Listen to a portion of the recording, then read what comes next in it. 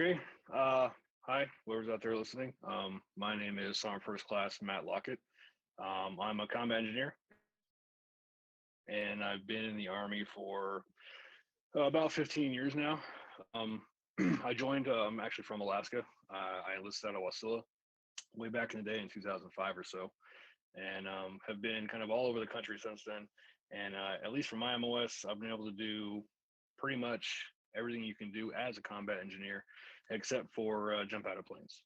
Um, now, what we're going to talk about today basically is something more combat oriented or exciting jobs that the Army has to offer, and then kind of how they work together. I'm not a big fan of presentations. I don't like to do PowerPoints, so we're just going to talk. And if you guys have questions at any time, just let me know, and I will address them as I get them. All right, so we'll start off with the most popular, and we'll talk about my job a little bit later, even though it's the best.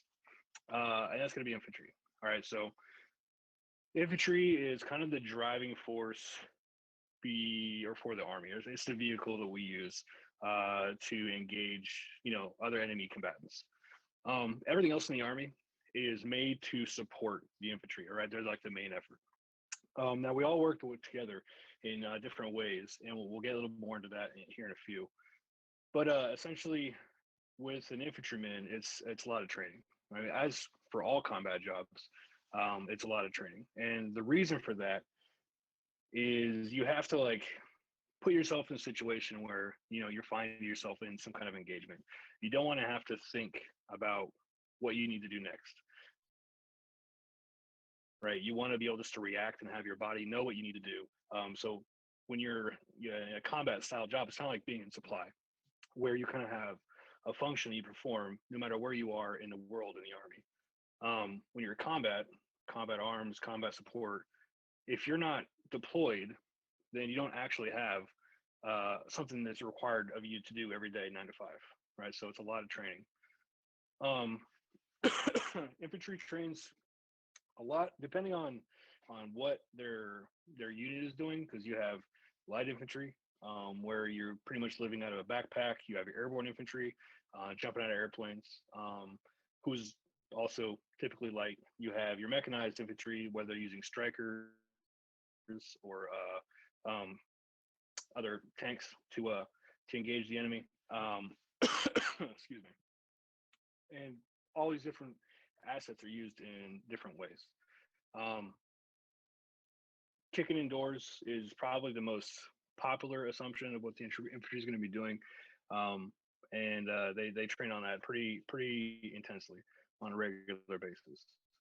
The way everyone else integrates the infantry, because like I said before, they're the main effort that's pushing everything forwards. Is we'll start with artillery. Artillery is kind of behind the lines, and they are out there kind of like putting fire down where the infantry needs kind of the enemy suppressed. If they have some kind of operation going, they'll set up what they call a TRP, or a target reference point, and that's like an area where you can kind of safely assume, if you review your map and terrain and stuff, where an enemy is likely to put a position, or they have a known position, and then you can call for fire on that position as you're moving towards whatever your objective is, right?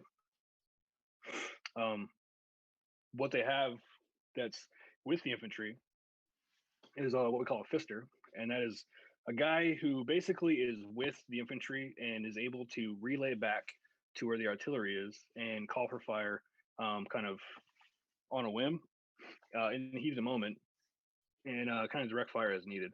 Because if we do set up one of those TRPs I talked about, one of those target reference points, and nothing's there, then you can have that guy, the fister, who's forwards, to adjust that back to where the fire control point is, where the artillery is, and they can kind of put the rounds that they need to be. Um, excuse me. Now, the next part of that effort, I should say, is combat engineers. My job. Um, we work with the infantry in various different ways, depending on the unit that we're with, right? But a lot of times, combat engineers are kind of a jack of all trades on the battlefield. We fight as infantry if needed. We will never be as proficient as an infantryman at doing infantryman tasks, because it's what they train on day in, day out.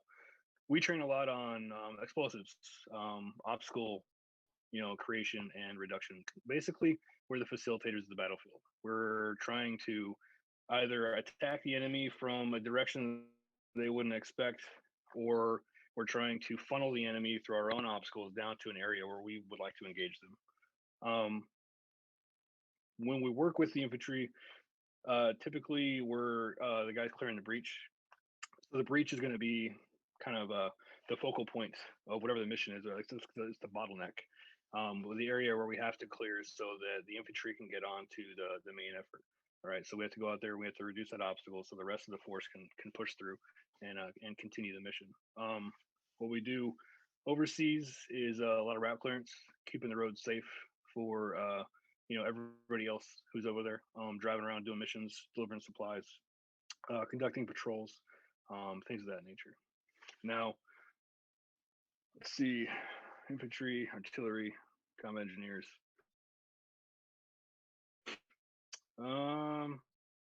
Let's go into some of the more like specialty schools for those MOSs, and then we'll move into some of the other ones that maybe aren't so combat oriented, but are still kind of qualify for that exciting job area. So for infantry, you're gonna have your ranger school. It's like the school for an infantryman to go to. You don't have a rank requirement for ranger school. You can go to ranger school as an E1, a brand new private in the army. Ranger school is traditionally a leadership school. Now, just because someone goes to ranger school and gets a ranger tab doesn't mean they're in ranger battalion, right? That's a different process, but it doesn't take anything away from the tab itself. It's a difficult school to go through. It's very grueling. It's been a while since I looked at it, but I want to say it's approximately 64 days of just kind of going through the suck. And at the end of it, you earn your tab.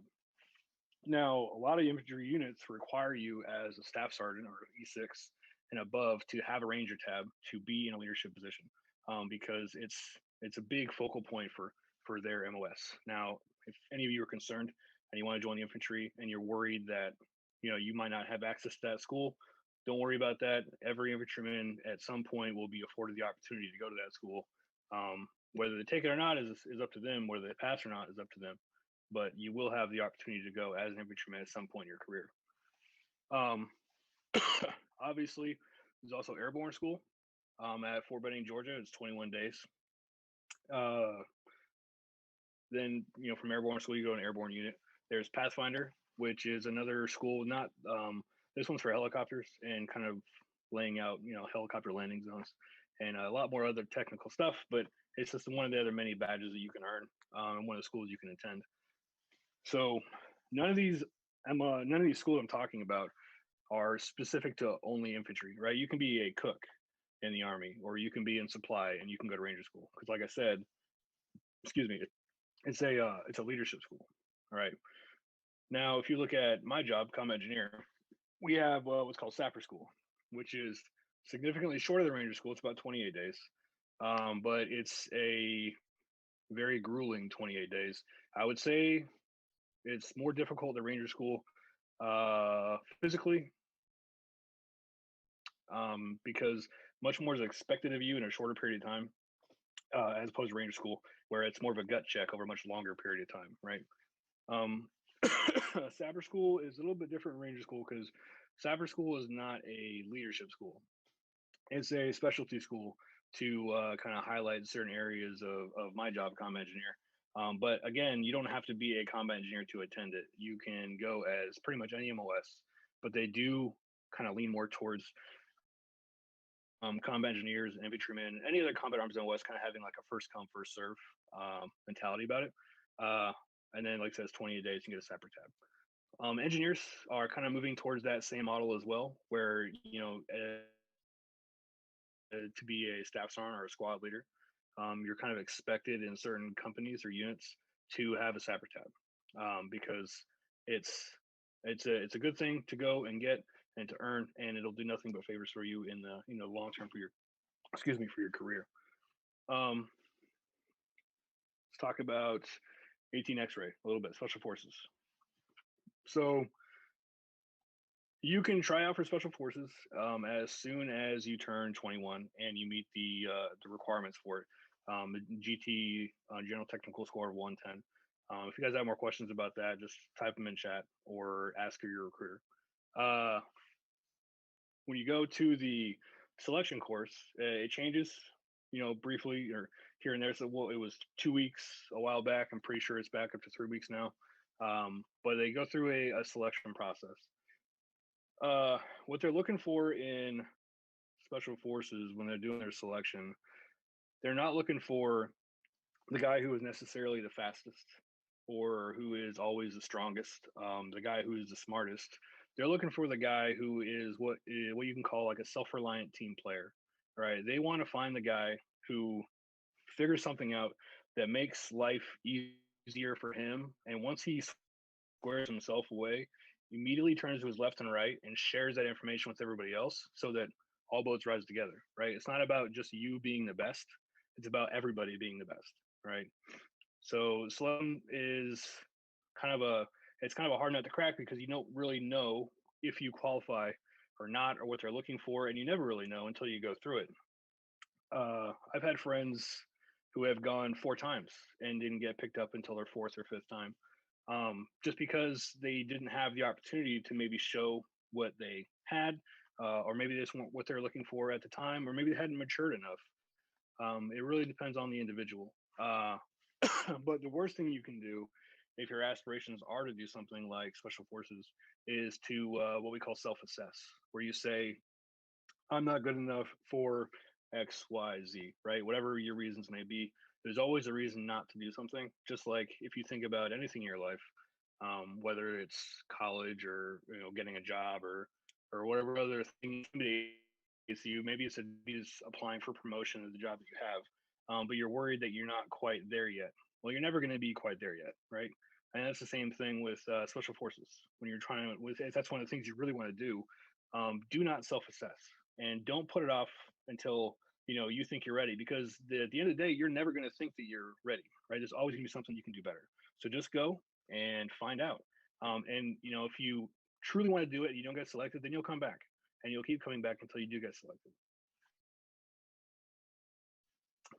Once you do go through the selection process and you do get selected, then they'll start kind of putting you into the areas where they think you'll fit the best, whether that's like the medic, the construction engineer, the signals guy, the weapons guy. But what you got to know about those specific jobs is that they are kind of like the subject matter experts for their entire field. So usually in the rest of the army, you kind of stay in your lane, right? So you have an infantryman, he's an infantryman. I'm a combat engineer. I'm not a construction engineer. I don't heavy equipment, right? I work with explosives.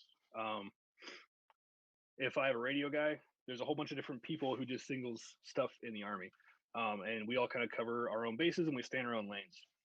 But when you're on a special forces team, you have to be able to pretty much perform every aspect of your job. So, for example, the engineer on a special forces team can do everything engineer related. He knows what he needs to bring to improve infrastructure if they're going to an area where they plan on, kind of building roads and wells and all that kind of stuff. He knows how to run heavy equipment. He knows how to teach other people how to run heavy equipment. He knows how to use explosives. Like they learn every aspect of these jobs. The same thing applies for the medic, the signals guy, the weapons guy, right? They all kind of are expected to be able to run and perform everything within their field.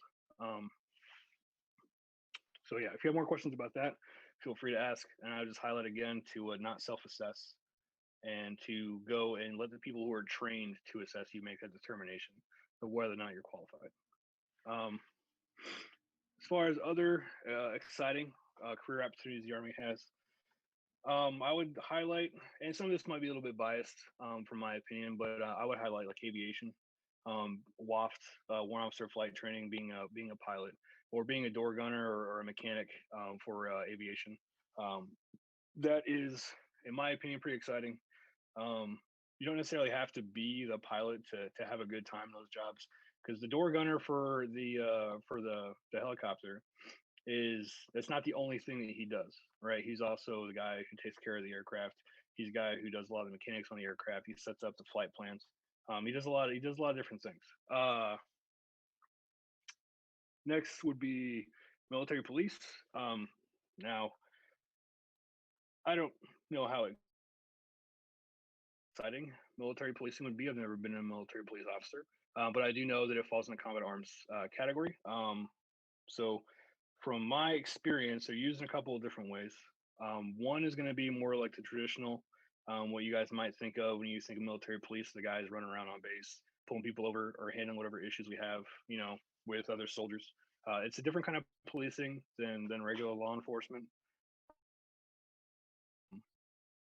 But the other aspect in which I've seen them used is when we're deployed overseas, and they're not doing like the traditional MP job. They're doing more of a combat oriented function, um, where they kind of go out on patrols and do the presence patrols, and they're trying to find what we call um, what was it again? It's been a while. I'm sorry. Bolo targets. I'm sorry. Be on lookout. Bolo targets. All right. So whether that's an individual or a specific vehicle that was flagged as being suspicious, or maybe they had some intel on a vehicle that was coming in that supposedly had some kind of weapons or explosives it was carrying, they'll go out and they'll set up what's called a snap TCP, or a snap traffic control point. And what that snap means is it's not expected, it's not planned, no one knows about it. They just go out and they set it up randomly, and they're trying to kind of fish for people coming through those checkpoints that there are high value targets who are on the BOLO list. Be on lookout, right? Outside of that, back here in the states, like I said, some of it, not very much of it is running gates. Most of it is kind of patrolling on the base, going through training. Yeah, as an MP, you do have to get pepper sprayed, which is funny to watch. Uh, and I think that about wraps up my presentation. I talked for, I don't know, maybe 10, 15 minutes here. If you guys have questions, let me know and I will address each of them individually as they come in. Thanks.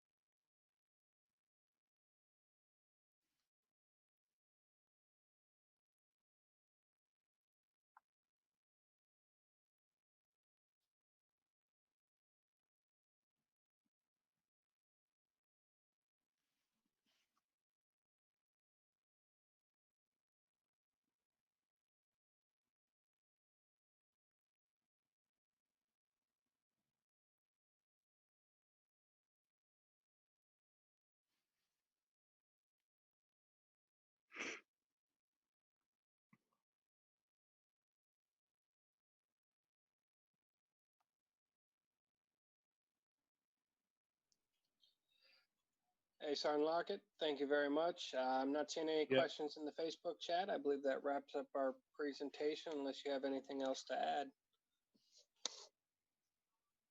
No, that's it. I just want to make sure that I can cut off the stream on my end. All right, I will be You there? signing off. Yep, can you hear me? Can I sign off here as well? Yep, you can sign up. Thank you. All right. Thanks, man.